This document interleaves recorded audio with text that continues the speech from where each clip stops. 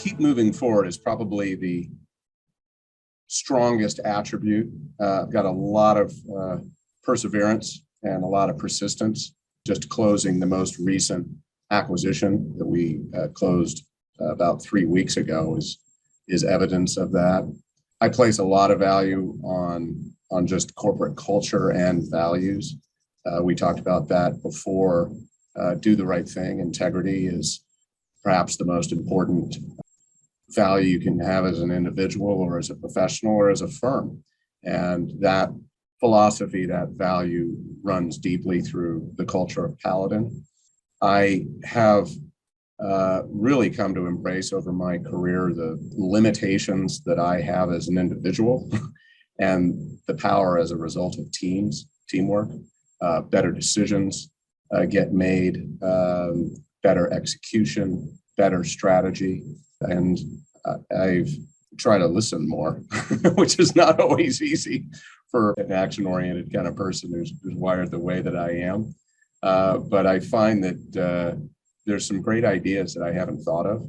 And if you approach a task or a decision with a team, you really let everybody share their views and listen. You'd be amazed what you can learn.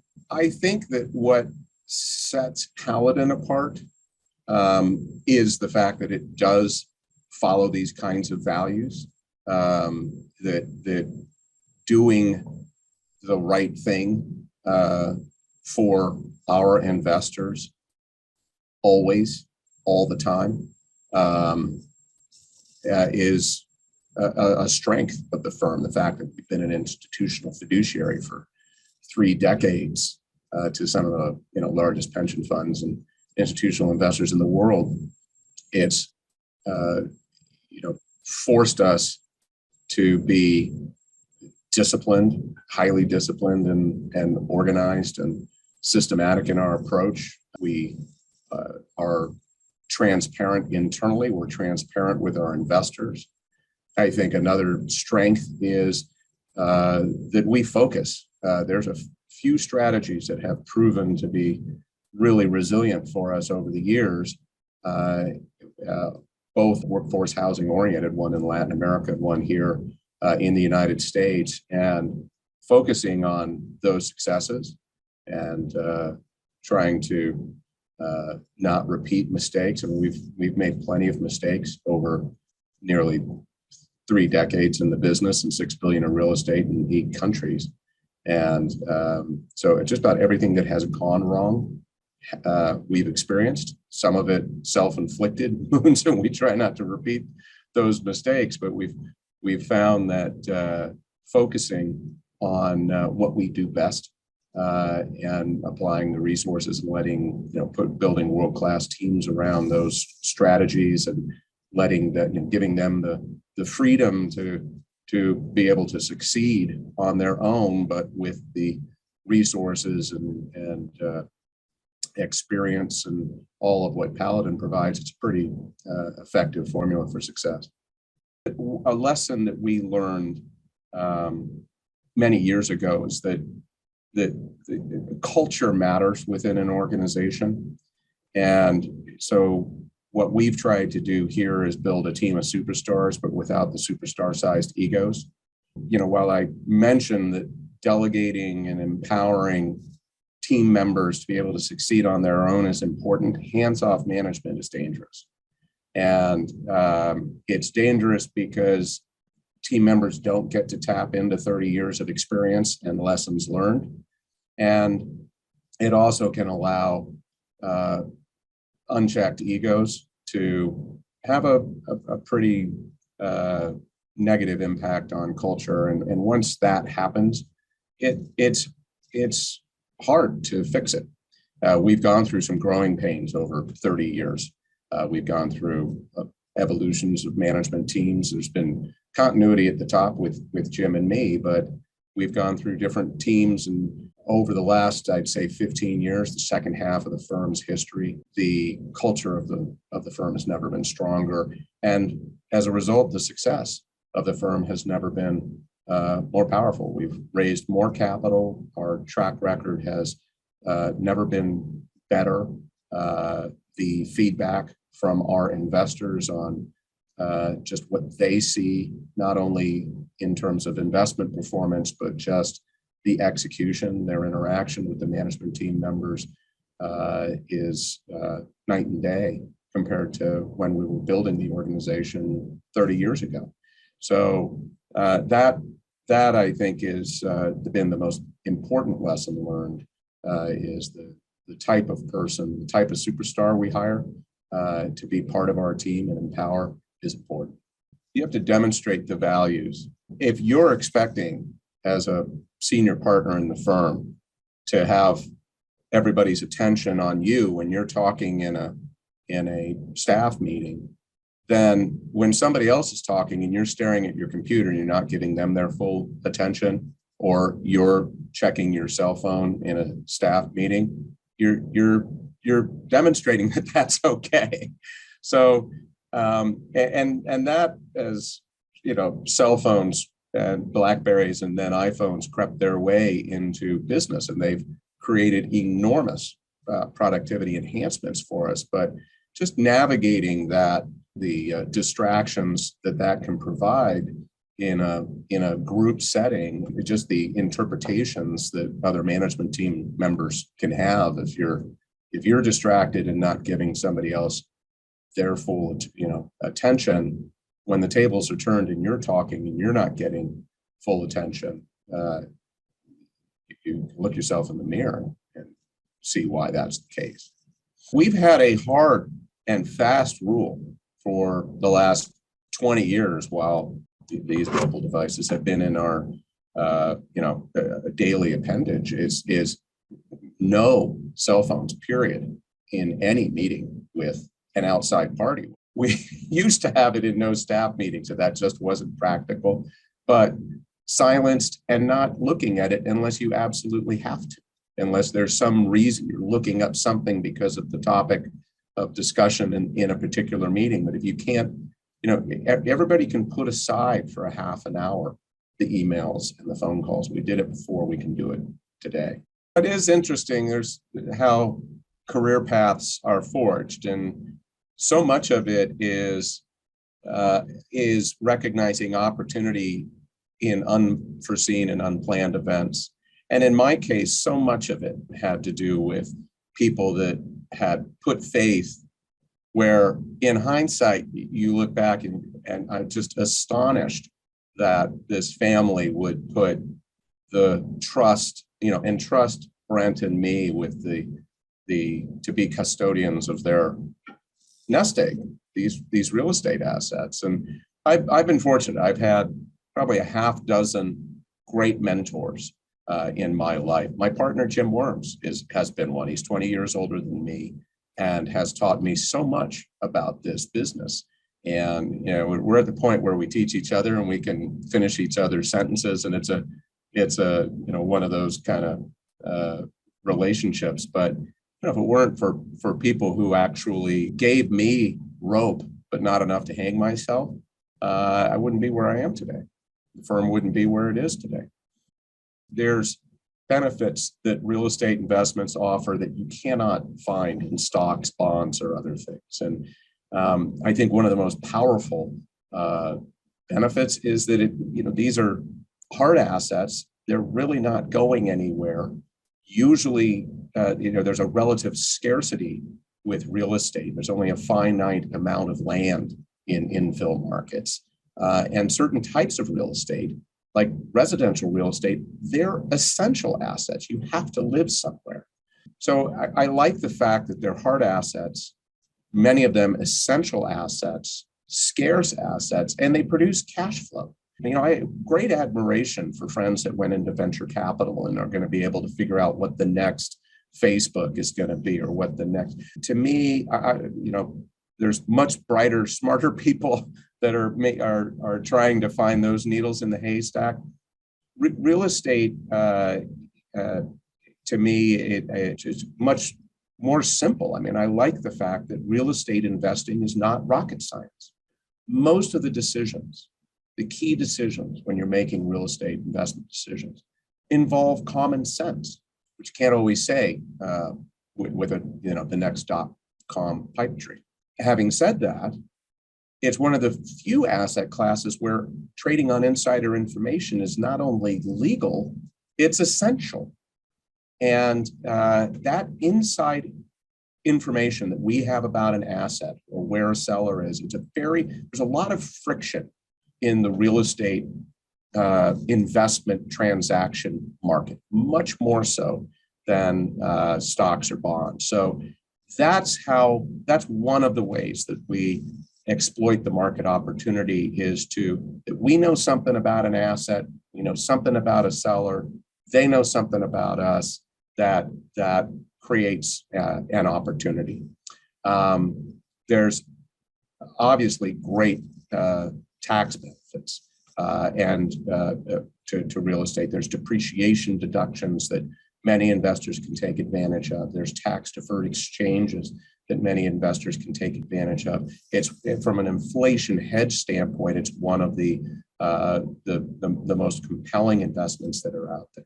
The thing we really like about what we're doing here in Southern California is we're playing in a market that is dominated by smaller mom and pop, less sophisticated investors who really don't know what they own. They don't recognize that the asset that they have is underperforming its market potential. And they don't have the knowledge or the resources or the stomach to want to get it there. And so if you're a sophisticated investor like Paladin, and you know how to increase cash flow, I've been doing this for over 30 years. We've been doing it for nearly 30 years at Paladin. We've got a proven track record in doing that. If you know how to increase cash flow, if you're able to execute a value-added strategy in a low cap rate market, chronically low cap rate market like Southern California, where we focus, then you can generate disproportionate returns compared to other markets. In a 4-cap market, every dollar of increased cash flow that you can generates $25 of value. So, there's great economic opportunity and ability to actually get roll up your sleeves, get some dirt under your fingernails, and work an asset to increase cash flow. And a low cap rate market and conservative capitalization rewards your efforts quite dramatically. And I guess maybe the last thing I'd say, Adam, is there is a certain amount of pride that I have in what we do. When I'm down visiting our teams down in Brazil or Mexico or Colombia, and I'm driving by one of the housing developments that we've built, and we've built over 40,000 housing units down there. I take a great amount of pride in that, because there's huge housing deficits down in the region, and we're doing a small part. We've only tapped into 40,000 of the probably 10 million units plus housing shortage in the markets where we're active. But it's something you can feel really good about. And when I get the feedback from our tenants of the properties that we've upgraded, and here in Los Angeles, there's a lot of pride in that. And it's nice to be able to drive around and point at things and say, hey, I helped do that. Recent example, the 3 assets that we just acquired in Azusa, those had gone to market. And once it goes to market and it turns into an auction, we're not buyers. Always throughout the history of Paladin, avoided competition and pursued strategies that have barriers to entry, particularly to institutional capital, so that we end up being at a competitive advantage with institutional backing in what has been traditionally a mom and pop kind of space. So we found out, and we probably weren't the only firm that found out, but we found out that the buyer was bailing on the transaction. And we got a call from the broker the day after Christmas saying the deal's broken apart, the buyer's not buying it. It was an exchange buyer, and their 1031 fell through, so their acquisition fell through. And we were told, you have 2 weeks to look at it before it gets on LoopNet and I take it back to the market. And we had it under contract in less than 2 weeks, because we had already thoroughly underwritten it. we've been staying abreast of the market. So that little nugget of information that there was a buying opportunity if we put a competitive offer together. So broker still has a fiduciary duty to the seller. I happen to know the seller, which is a rarity in this marketplace. It happened to be an individual, a sophisticated player, but not in the multifamily space. This was sort of an accidental investment that they had made. Also, it kind of stumbled into their lap, but their main focus was on commercial real estate, not on residential, and they had ridden the market up, and it just made sense for the partnerships that they had formed to exit. And they wanted, at that point, really certainty of close because they had loans coming due, they had postponed refinancing, and so they really wanted a strong buyer. They wanted a fair price, but they valued certainty of close quite highly. And I think that's one of the things what sets Paladin apart. We've invested in $6 billion of real estate with institutional backing over 30 years. We have the reputation for doing the right thing and treating people fairly and honestly and transparently. That reflects in how we interact with the brokerage community. And so we have a reputation for when we put something under contract, we don't retrade the price unless some unforeseen condition has arisen, and then we'll sit down and come up with a practical solution to it with the seller. We close what we put under contract, and we protect the brokers who bring us transactions, and that's important. So I think all of that fits under the corporate value of integrity and do the right thing and treat people fairly and honestly and transparently. And so we were able to tie up this asset before it went to the market at what I think was a fair price for both sides. They might have been able to get a higher price had they taken it to auction, but they wouldn't have had the certainty of close that they had with Paladin.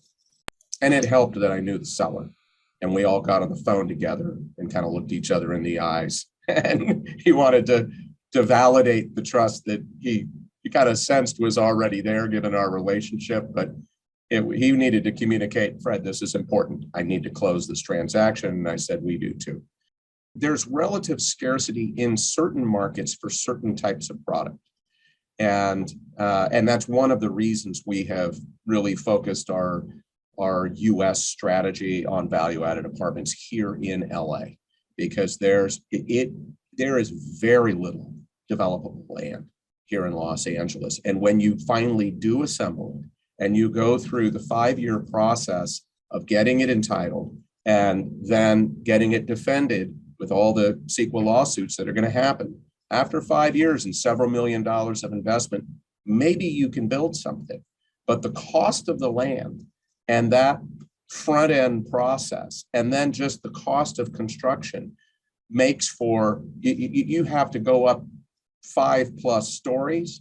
It'll cost you $750,000 to $1 million a unit, even if you're targeting affordable housing, which is just an astonishing number. And we're all in by contrast in what the assets we're targeting are low density. They're irreplaceable in this market. You would never assemble a buildable lot and build a 36 unit, low density, 2-story external walk-up around a swimming pool. But that's what was in back in the 50s and 60s and 70s. And so we're able to target irreplaceable assets in one of the most supply-constrained markets. And there's a finite amount of these assets. And there's an even smaller amount of assets that are under sophisticated, I would say, institutional quality management, like Paladin's portfolio. So we truly are light years ahead of the mom and pop competition with safe, contemporary, well-maintained, well-managed buildings that are still affordable to our target audience, but they're half of the rents of Class A space.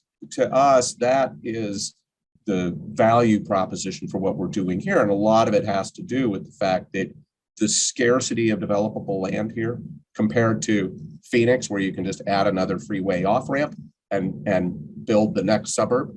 Dallas fits the same. Most cities, whether it's Atlanta, Dallas, Phoenix, they all fit that profile. Los Angeles, the next freeway off ramp is 2 hours from where the jobs are, whereas we can offer it within a short bus ride from where the jobs are.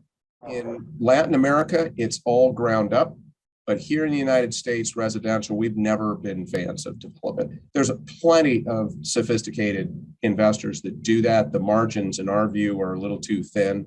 It's much more market cycle dependent. And again, we like focusing on strategies where the demand drivers are cycle resilient. What we're doing here in LA, when a recession hits, we find that occupancy goes up in the Class B, Class C space because of the value proposition, and it goes down in the Class A space. So if we were doing ground up development, I'd be offering as many concessions as free rent and others to get buildings filled up. You have to slash rents, and you can't stop the occupancy wave because people, when a downturn hits, the Class A space gets hit significantly. I think in this space in Los Angeles, what sets us apart is the fact that we're an institutional fiduciary. We've been a fiduciary for 3 decades. And so whether it's our client base that's backing the strategy, the disciplined nature of our investment process, the comprehensive and transparent nature of our reporting, which has to be best in class, actually as one of our largest institutional clients uses our reports as their templates for value-added investors. So, and just the regulatory compliance oversight of being a registered investment advisor, that's unique in the LA apartment investment business. I think that what sets us apart from other institutional managers is the fact that we are a sharpshooter in our markets. We're a developer, investor, operator, so we're flexible. We can joint venture with local developers and operators, but we also have the teams in-house, and we do those. We do the asset management in-house. It's what we do in Latin America and here. And I think the other thing that sets us aside is our track record, not just the overall performance and proven ability to add value, but just the scale of our track record in all of the markets where we're active. We've done 800 million of these value-added apartment investments here in the United States over the last 30 years, 90 different assets, over 15,000 units. We've round-tripped 83 of those for mid-20 net IRRs to our investors. Half of those investments were here in Southern California, partly because of the market dynamics that I described that are unique to any other market in the US, with the possible exception of the San Francisco Bay Area. And partly because we're based here, we're headquartered in LA, and it's just easier to do deals in your backyard than to get on an airplane to Atlanta, Georgia. Any other investment, but real estate in particular, is cyclical, and real estate markets are cyclical. And they are highly dependent on employment and economic trends, and vulnerable to capital flows and supply side risk. And so you have to understand where you are in a market cycle and how each of those factors, the demand side issues of employment and economic trends, the supply side risk, and the pricing risk that gets overlaid in terms of capital flows, you have to understand where you are in the market cycle and adjust everything. You have to adjust your strategy. You have to adjust your deal capitalization. You have to adjust how you're executing your business plans accordingly. I think one of the things that maybe sets us apart from many investment managers is that, Jim and I and Paladin, we've been through a lot of cycles in our careers. And Jim had a 20-year career before starting Paladin with me nearly 30 years ago, and I had similar almost 10 years of experience. And so, we don't buy into now this time is different without a lot of skepticism. And so that gives good perspective for a firm like Paladin. And particularly being involved in multiple markets, we can see how cycles affect markets differently, different product types differently. And so we can see that, there's certain, if you're pursuing a strategy that's underpinned by a resilient demand driver, whether it's demographics or just the lack of affordable housing here in Los Angeles. Look at this year as an example. So coming into the beginning of this year, 2022, the economy was firing on all cylinders. The labor market was getting much tighter. You were seeing a lot of pent-up demand as we came out of the pandemic lockdowns. And you also saw supply chain bottlenecks, and you saw labor shortages. And so you saw inflation starting to tick up this year to the highest level I think it's been in my lifetime, at least in 40 years. You saw a war break out in Europe, and the ripple effect that has had on energy prices, inflation, interest rates, economic uncertainty, and so forth, rising interest rates in response to rising inflation. And you've definitely have seen economic growth moderate this year as a result of all of those factors. So in terms of where I think we're poised now halfway through or 2/3 of the way through 2022, it feels to me like we're a little bit in extra innings, whether it's the housing market or the economy as a whole. And so what we're doing, and we're hearing a lot of other investors do, is pursuing more defensive strategies right now. And we're hearing it across all classes, not just real estate. I'd be very wary of starting any new development project, any new construction right now, unless it is a pre-leased Amazon distribution facility and you've got a guaranteed maximum price contract, so you've kind of de-risked that proposition. But to do any kind of speculative new development right now is probably a risk that Paladin's not willing to take.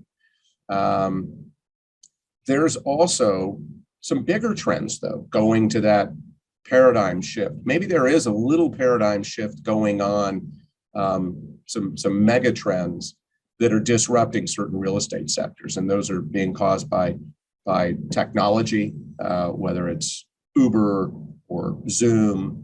It's outsourcing is contributing to it. Automation is contributing to it. It's really mostly technology driven. And examples of that are the negative effect that, the Amazon effect is having two effects, one positive, one negative. It's having a negative effect on shopping centers and retailers.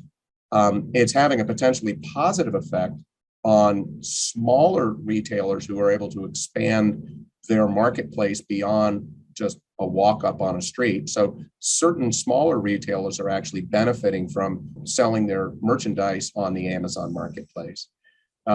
Clearly turning industrial and warehouse distribution space and last mile industrial into very, very hot markets.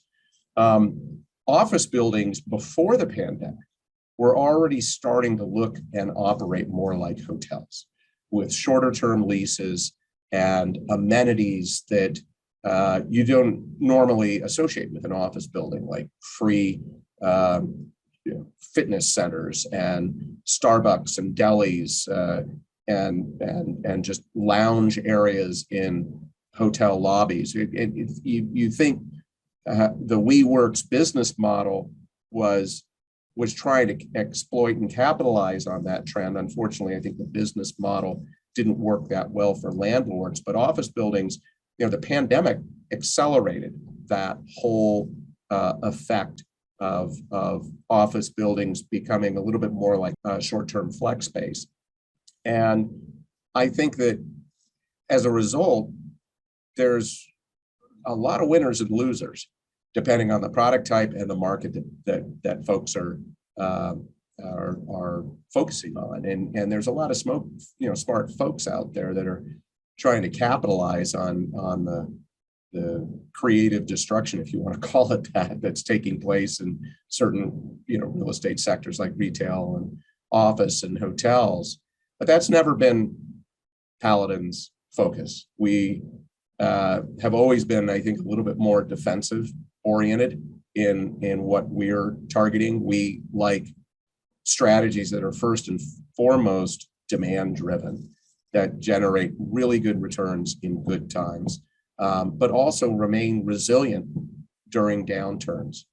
And that's one of the things that has caused us to focus in all of our markets pretty significantly on workforce housing, because those are tenants or buyers by necessity, not by choice, and in what is an essential asset, residential real estate for them. They don't have the choice that the professional worker had during the pandemic of working from home and connecting via Zoom. You have to live somewhere. You can't live via Zoom.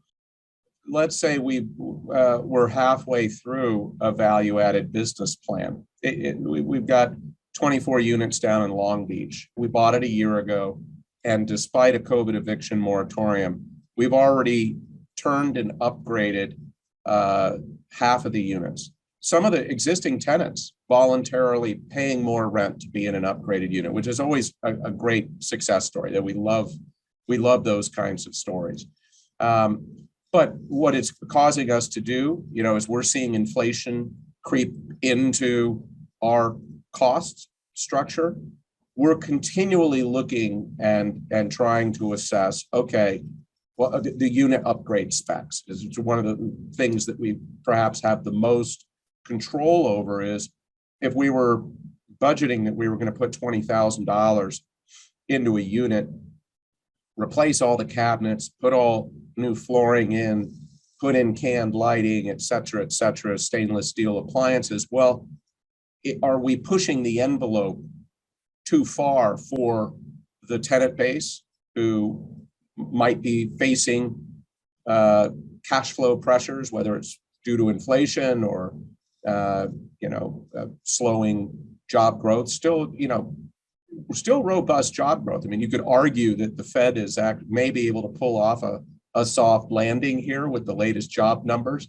I'm skeptical because the Fed generally doesn't have a good track record on that. If we're doing that, whether it's a up market or a softening market. I wouldn't say it's a softening market because here in LA, but we're looking around the corner and we're thinking, okay, 2023 might have different pricing pressures. There might be tenants that can't afford Class A, and now they're looking to come into our space and they're really cash flow oriented. So we can adjust the amount of the upgrade that we're doing and the cost that we're spending, and then the resulting rent that we would need in order to generate an attractive return on that incremental investment. We've always gone in with conservative approach when it comes to debt capitalization.